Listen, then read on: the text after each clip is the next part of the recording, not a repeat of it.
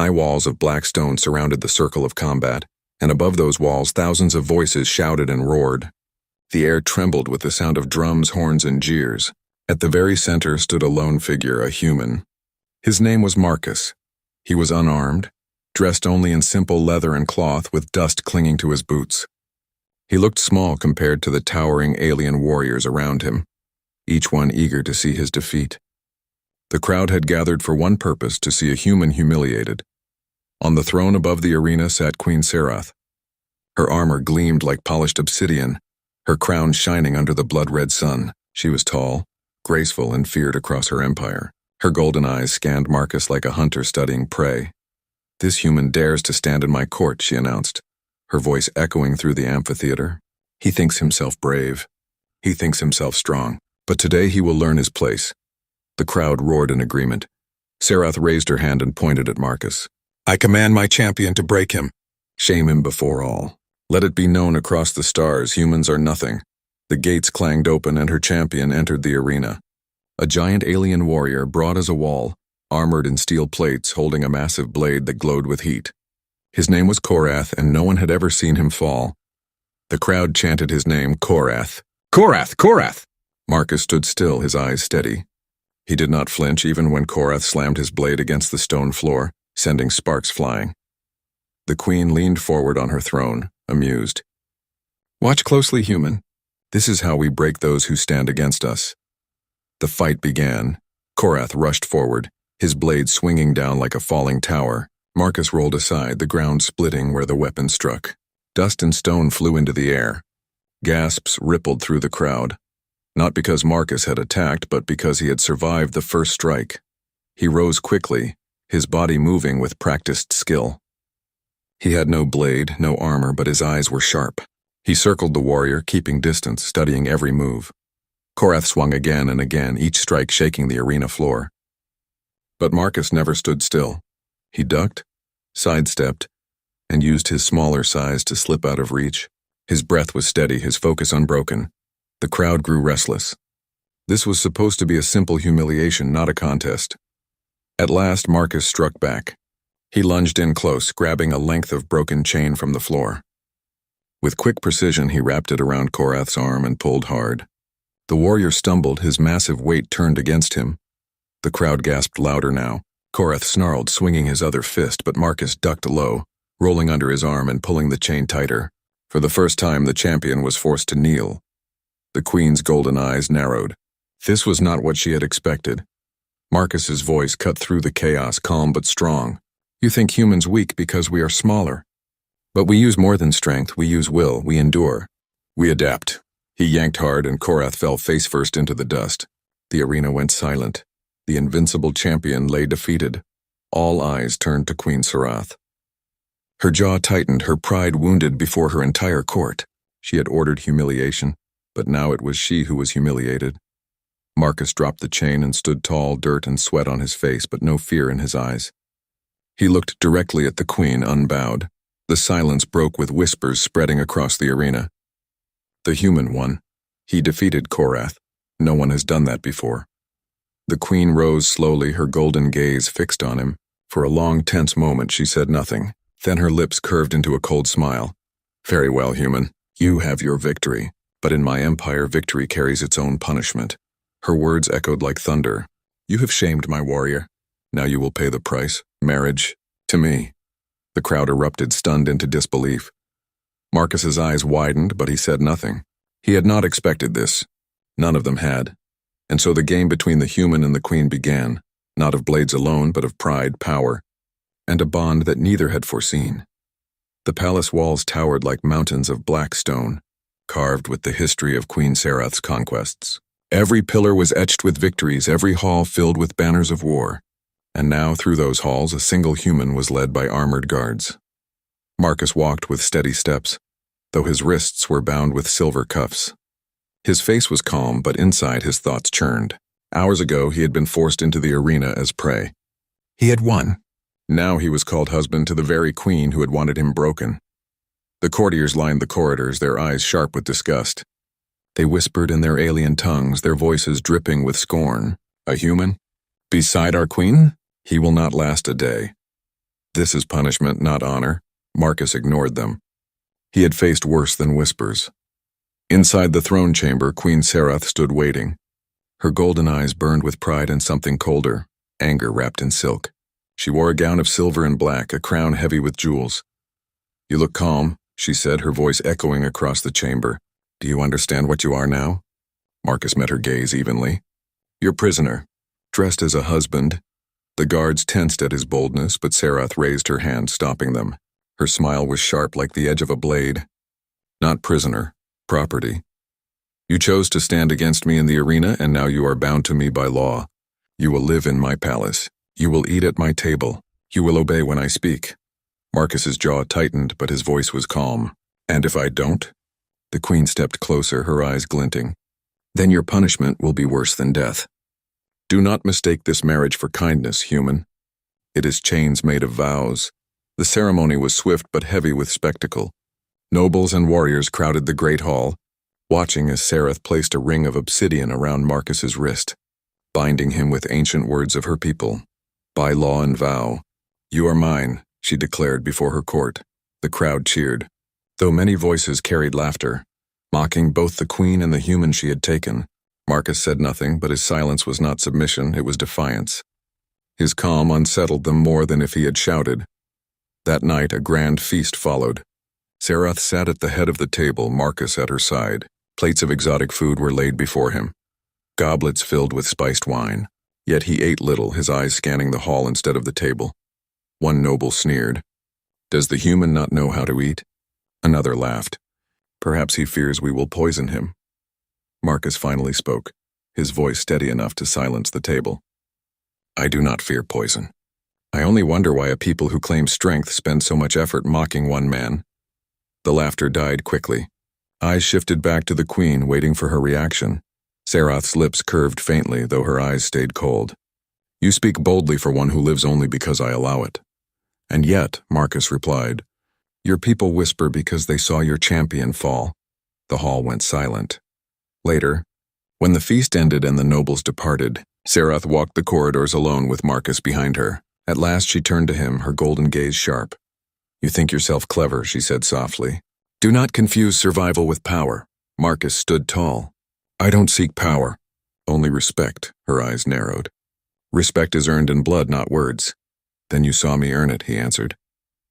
For a moment, the queen's composure cracked. She remembered the sight of Korath, her strongest warrior, forced into the dust. She remembered the human standing tall, unbroken. Her voice dropped lower, almost to a whisper. "Perhaps, but respect from me will cost far more than one fight." She turned sharply, her gown sweeping across the stone floor, leaving Marcus standing in the shadows. That night, as he lay in his chamber, Marcus stared at the ceiling of black stone. He was bound by vow to a queen who despised him. He was surrounded by enemies who wanted him dead. Yet he did not fear. For the first time since being dragged into this alien world, he felt something stir inside him. Not despair, but challenge. If Queen Serath thought marriage was punishment, she would soon learn that humanity did not break so easily. And if respect was earned in blood, then Marcus was prepared to bleed. The great hall was alive with murmurs when Marcus was summoned. Nobles lined the balconies above, their jeweled garments glinting in the torchlight. They leaned over the rails, eager to watch what they thought would be another humiliation. Queen Serath sat upon her throne, her golden eyes sharp, her face unreadable. At her signal, Marcus was brought forward to the center of the chamber. His cuffs had been removed, but he was unarmed, dressed only in simple garb. The queen's voice rang clear. "My court whispers that I made a mistake binding myself to this human. They say he is unworthy, that his victory over Korath was nothing but luck. Today I will test that claim." She gestured, and two alien duelists entered the hall. Both were taller than Marcus, their bodies lean but strong, their arms armed with long staffs tipped with steel. They twirled their weapons with a practiced rhythm that made the air whistle. The nobles cheered with cruel delight. To them it was already over. Serath's lips curved faintly. "Defeat them and you silence my court. Fail, and you prove yourself the fool they say you are." The duel began. "Prove yourself the fool they say you are." The duel began. The two warriors circled Marcus, their staffs striking in quick patterns meant to confuse and overwhelm. The first lunged, thrusting low at his legs while the second swung high toward his head. Marcus moved fast. He dropped low, rolling under the strike, and grabbed a broken piece of staff from the floor left by past duels. With it, he blocked the second blow, sparks flying as wood cracked against steel. Gasps rippled through the crowd. The human was not cowering, he was fighting. The duel stretched on. The aliens pressed harder, their strikes relentless. Marcus was smaller, weaker by comparison, but he was clever.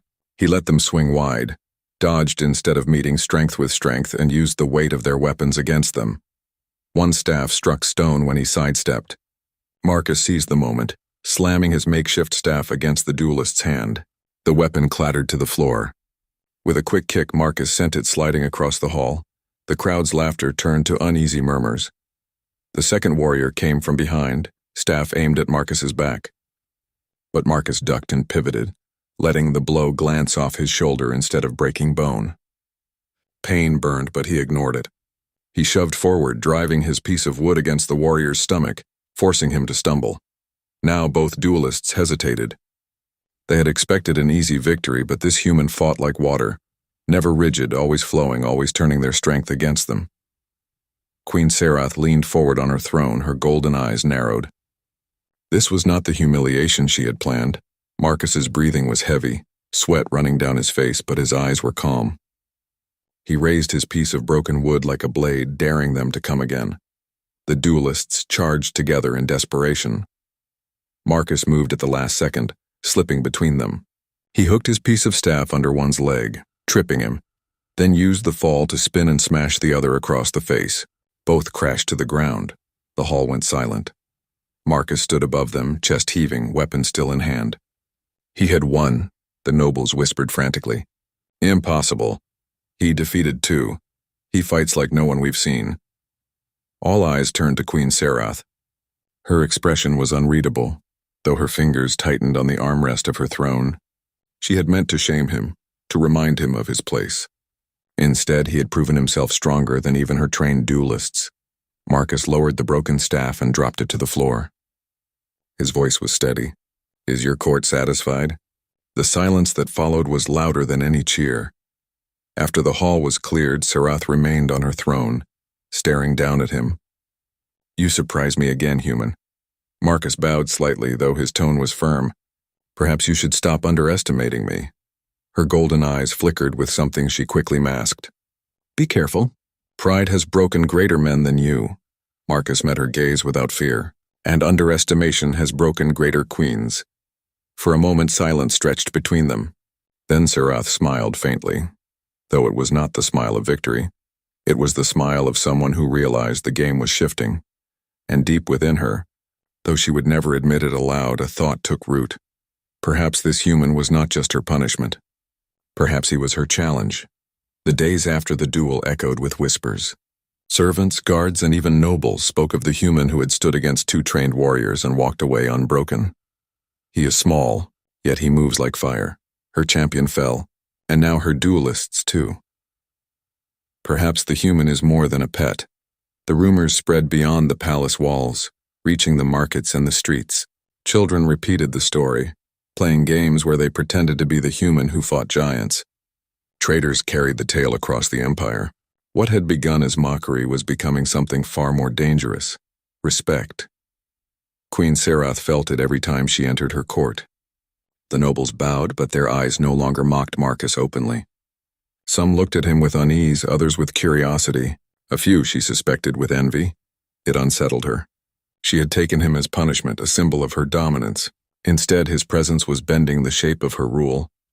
One evening, she summoned Marcus to her private chambers. The room was lit by soft golden flames, the air heavy with incense. She stood by the balcony staring out at the city below.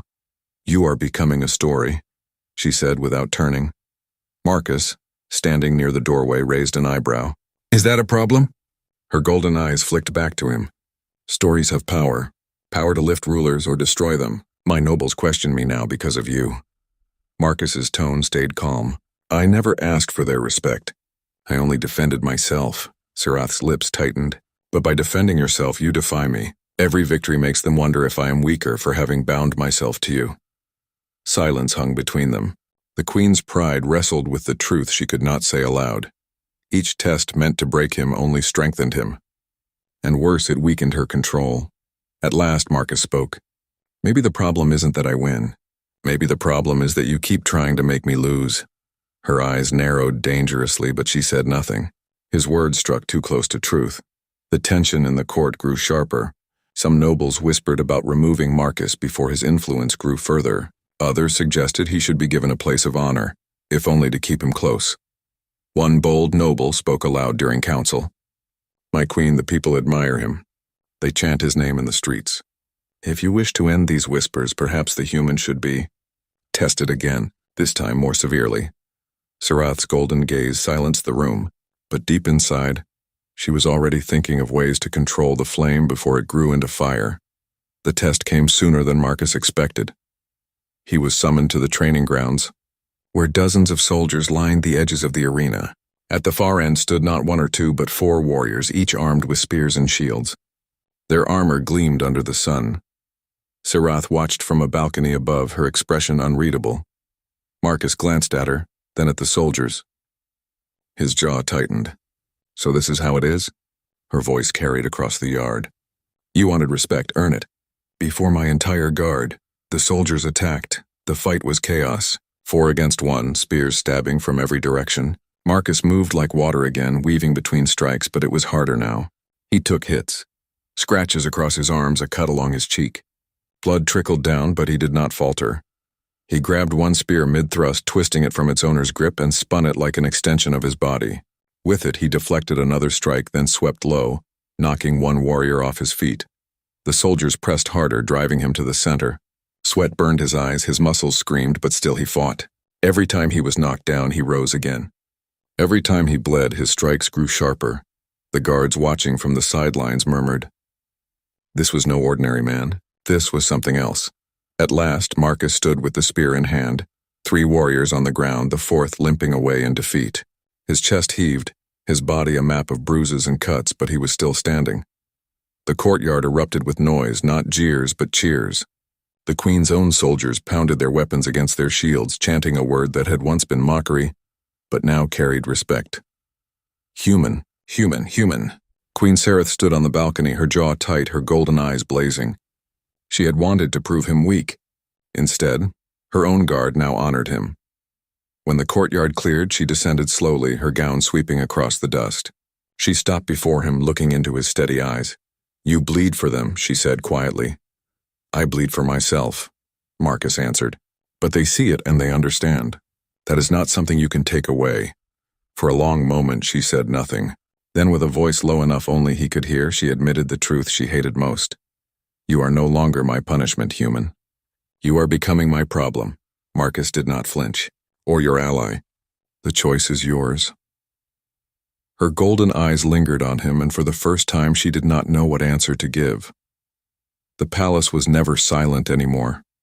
Where once the corridors carried only the echo of boots and banners of conquest, now they carried whispers. Marcus heard his name in every shadow. The human grows too bold. He draws the guard to his side. Even the people chant his name in the streets. The whispers were poison, and Queen Sarath knew it. One evening she sat in her council chamber. A circle of nobles gathered around her throne. The firelight flickered across their jeweled robes, their voices sharp as blades. My queen, one said, this man is a danger. Already the soldiers cheer for him. Already the people compare his victories to yours. If you do not cut him down now, they will see him as your equal. Another leaned forward. End him quietly. Let his death be an accident. If you wait longer, it will be too late. Sarath's golden eyes narrowed. You forget yourselves. He is mine by law. His life and death are mine to decide. But her voice carried no warmth, only frustration. For the first time, she was unsure if removing him would weaken her or herself. That night, Marcus patrolled the outer halls, though he was not ordered to. His instincts were restless, telling him something was wrong. He caught it first as a flicker of movement, a shadow slipping where no guard should be. His hand went to his blade just as a dagger whistled past his shoulder. 3 assassins leapt from the dark, blades flashing. Marcus fought hard, steel ringing in the quiet halls. He cut one down, disarmed another, but the third was quick, his dagger slicing across Marcus's arm. Pain flared, blood soaking his sleeve. Before the final strike fell, a spear shot past Marcus, impaling the assassin through the chest. Queen Serath stood at the end of the hall, her gown flowing behind her, her golden eyes blazing. "You dare bring blades into my palace?" she thundered. Her voice echoed like fire through stone. The surviving assassin tried to flee, but Marcus caught him, slamming him to the floor. "Not so fast," Marcus growled. Under Serath's command, the assassin was dragged into the council chamber. The nobles gathered once again, though now unease shadowed their faces. The queen's voice cut through the room. "Confess. Who sent you?" The assassin spat blood but stayed silent. Marcus stepped forward, his face calm but his voice like iron. "Speak, or I'll make you wish you had." The assassin's resolve cracked. "It was Lord Theron," he gasped. "He paid us to kill the human, to weaken you." Gasps rippled through the chamber. Every eye turned to Lord Theron, a noble draped in gold and arrogance. His face drained of color. Serath rose from her throne, her golden eyes blazing. "You would strike at me through him? You would dare?" Theron stammered. "My queen, it was not," but she cut him off. "Take him." Guards seized Theron, dragging him screaming from the hall. The other nobles bowed quickly, but Serath's gaze lingered on them all, her warning clear. When the chamber emptied, only Marcus and Serath remained. For a long time, silence hung between them. Finally, she spoke softer now. "They will try again.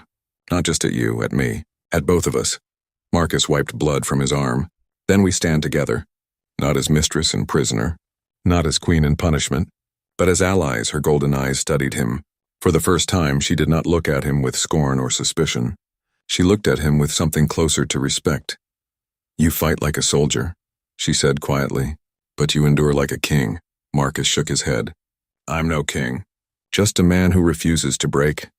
Her lips curved faintly, almost a smile, and perhaps that is more dangerous than any crown. That night she dismissed her guards and allowed Marcus to walk beside her through the palace gardens. The air smelled of burning torches and flowers that only bloomed under the moonlight. "You were meant to be my humiliation," she admitted, her voice low, "a punishment for daring to defy me. But now," Marcus glanced at her, "now what?" Her gaze met his, sharp but softer than before. "Now I do not know if you are my weakness or my strength." For a moment, the queen, who had never doubted herself, let uncertainty show. Marcus did not press her. He only said, "Then we will find out together." And as they walked under the starlit sky, both of them knew the palace was no longer the same. For the first time, Queen Serath was not alone on her throne. The council chamber had been cleaned, but the air still carried the memory of betrayal. The nobles bowed deeper now when Queen Serath entered, their golden jewelry clinking like chains. Yet behind their lowered eyes, Marcus could still feel their resentment. For days after the assassination attempt, the palace remained tense. Guards doubled their patrols. Food was tasted twice before reaching the queen's lips, and every door was checked twice before she entered. Still, Serath was restless. The attack had exposed something she hated most: weakness. Not just in her court, but in herself, and worst of all, in her growing reliance on the human. One night she summoned Marcus to her private chambers. The room was quiet, lit only by soft lanterns. She stood near the window, her crown removed, her silver hair cascading freely down her back. "You've become a weapon they fear," she said without turning.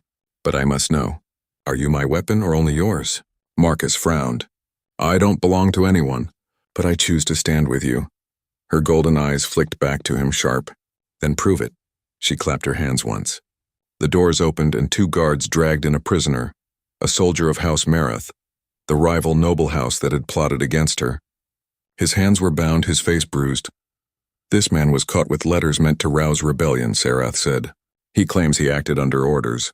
Orders that will only end when I am dead. I want you to decide his fate." Marcus stiffened. "You want me to kill him?" Her gaze was steady.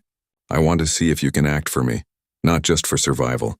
Show me if your loyalty is more than words." The prisoner groaned, looking up at Marcus with wide eyes. "Please," he begged. "I was forced. They will kill my family if I do not obey." Marcus's grip tightened on his sword. He had killed in battle before, but this was different. This was no fight for survival, it was judgment. He looked at Serath, her golden eyes unflinching. She wanted to see if he would hesitate. She wanted to know if his loyalty was to her command even when it cut against his own conscience. His chest tightened. Humanity valued justice, not blind obedience. But Serath's world was ruled by power, and power meant no mercy. Slowly, Marcus sheathed his blade. "No," he said firmly. "If you want blood, take it yourself. I'll fight for you, I'll bleed for you, but I won't kill a man who never had a choice." For the first time in years, Serath was struck silent. No soldier of hers had ever refused such an order. No warrior had ever dared tell her no. Her guards shifted uneasily, waiting for her wrath. But Serath only studied Marcus, her expression unreadable. At last she waved her hand. "Release him. Let him live." The guards dragged the prisoner away, stunned but obedient. When the doors closed, silence filled the chamber once more. Marcus exhaled, bracing for her fury. But instead she spoke softly. "You refuse me, yet you protect me. Why?" His answer was calm, steady. "Because loyalty isn't blind. If I become a weapon with no will, then I'm nothing. If you want me to stand with you, it must be because I choose it, even when I disagree." Her lips curved faintly, but it wasn't her cold smile. It was something else, something rarer. "You are either the most foolish man I've ever known, or the bravest." Marcus met her gaze. Maybe both. That night, Serath sat alone, turning his words over in her mind. For years she had ruled through fear, obedience, and chains. But here stood a man who defied her yet remained by her side. A man who refused to be bent yet never walked away. And for the first time, Queen Serath wondered if true strength was not in command, but in trust. Far away, the remnants of House Merath whispered among themselves. "The queen is distracted. The human weakens her judgment." "No, he strengthens her," another corrected bitterly. "Then both must fall, or her throne will never be ours." Their plot thickened, darker than before. In the palace, however, Serath's thoughts lingered on one truth she could no longer deny. The punishment she had given him was slowly becoming her salvation. The night of the eclipse bathed the city in red. Twin moons crossed paths above, turning the palace towers into jagged shadows. The people whispered of omens, but Marcus felt no mystery in it. His gut told him the truth. Danger was near. He had not slept. He patrolled the walls with restless eyes, his hand always near the hilt of his sword. The guards muttered about his unease, but they followed his lead, for even they had begun to trust his instincts. Then the sound came. Horns, low and thunderous, rolling across the dark. The streets below erupted with torches. An army surged from the alleys, banners snapping in the wind. House Merath had cast aside whispers. Tonight they came for the throne. The gates shuddered as rams slammed against them. Arrows streaked the sky. Siege fire burst against the stone, shaking the ground beneath Marcus's boots. He drew his blade and shouted to the guards, "Hold the line." No one steps back. His voice carried steady and firm, louder than the horns. The fear in their eyes faded, replaced with determination. For the first time, they looked at a human not as a servant but as a commander. The gates burst open and the tide of rebels poured in. Steel clashed, screams rose, and the courtyard became a storm of blood and smoke. Marcus fought at the front, blade flashing with every swing. He moved not with brute force but with precision, dodging, striking, turning enemy strength against itself. Each cut was clean, each step measured. The guards rallied behind him, fighting harder, shouting his name. "Human! Human!" Above the chaos, Queen Serath stood on the balcony, her golden eyes blazing. She had expected betrayal, but not an army at her very gates. Her throne trembled, her court shattered, but she did not flinch. She seized a jeweled spear from the wall and strode down the steps, her gown sweeping like fire. "You dare storm my palace?" she thundered. "Then you will drown in its blood." Her presence split the battlefield. Rebels faltered as she entered the fray, her spear cutting arcs of golden light. She struck with grace and fury, her voice rising above the clash. And at her side, Marcus fought, their movements almost in rhythm, back to back.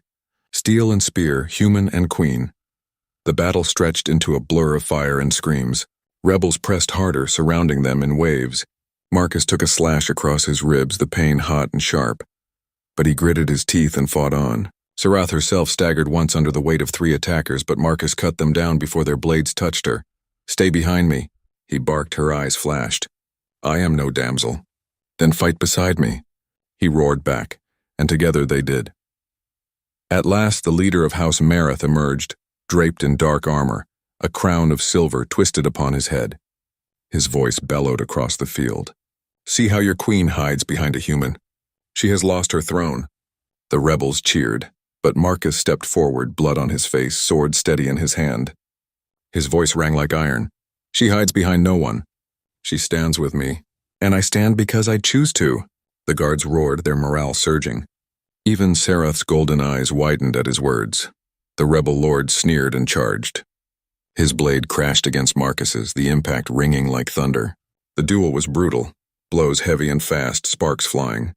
Marcus bled, staggered, but never broke. Then Serath moved, her spear darting with perfect timing. Together they struck as one, Marcus disarming the lord, Serath driving her spear through his chest. The rebel leader fell, his army's courage collapsing with him. The rebels fled into the night, their banners trampled into the mud. The courtyard fell silent, broken only by the crackle of fire and the moans of the wounded. Marcus dropped to one knee, exhausted, blood soaking his tunic. Serath caught his arm, steadying him. Her golden eyes lingered on him, fierce and unreadable. You fought like a king, she whispered. He shook his head weakly. No, just a man who refused to fall. She helped him stand, and for the first time they did not look like queen and punishment. They looked like equals, bound not by chains but by battle. As dawn broke, the people gathered outside the palace gates. They saw their queen alive, her spear stained with victory. But their cheers were not only for her. They were also for the human who stood bloodied but unbroken at her side. And in that moment Serath realized what her nobles had feared most was true. Marcus was no longer her punishment. He was her partner. The battle was over, but its shadow lingered. The palace stood scarred, walls cracked, banners scorched, courtyard stained dark with blood.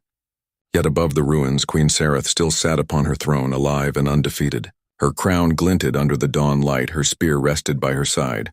At her right hand stood Marcus. His tunic was torn, his ribs bound with white bandages, but his back remained straight.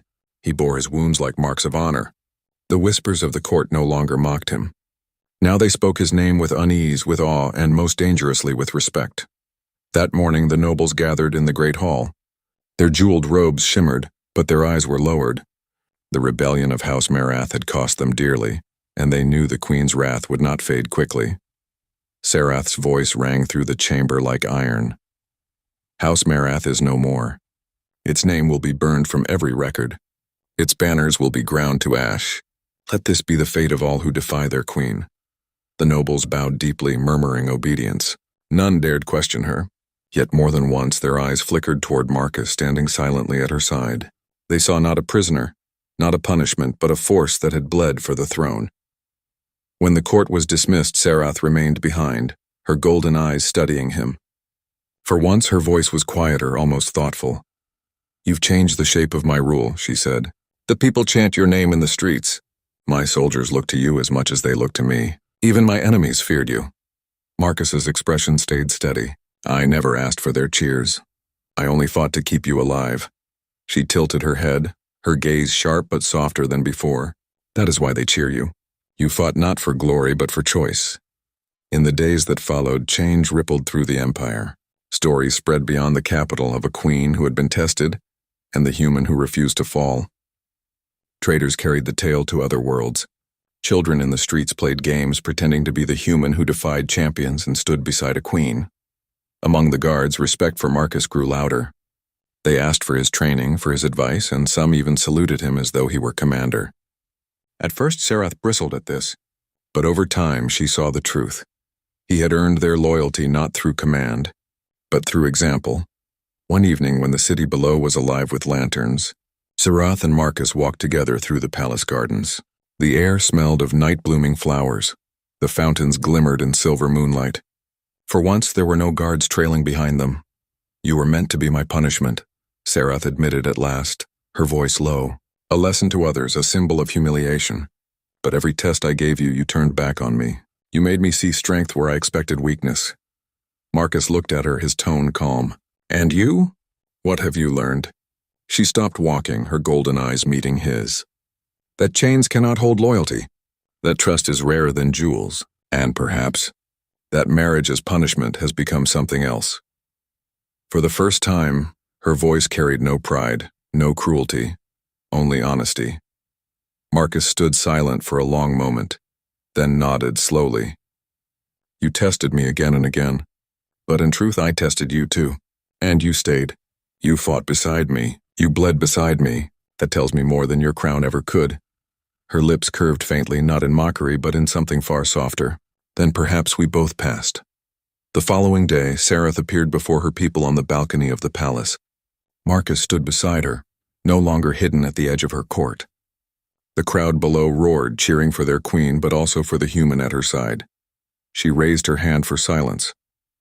My throne still stands because of my strength, but it also stands because of his. You will not forget that. The people cheered louder, voices rising in waves. Human, human, human! Marcus glanced at her, and for the first time she smiled openly, unguarded. It was the smile of a queen who no longer stood alone. Far across the stars, rulers and nobles of other worlds heard the tale and wondered. Some scoffed, others trembled, for they knew the truth. Humanity had once again proved itself unbreakable, even in chains, and beside the throne of an alien queen, a single man had turned punishment into partnership, humiliation into honor, and battle into bond. The queen who once sought to shame him now ruled with him, and together they would change the galaxy.